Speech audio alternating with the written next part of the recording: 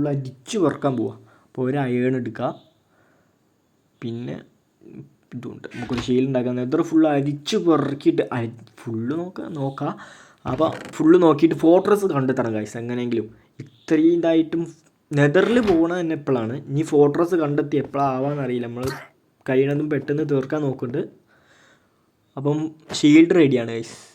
പിന്നെ നെതറിൽ പോയാൽ നമുക്ക് ചിലപ്പം വിട്ട് പോവേണ്ടി വരൂലേ.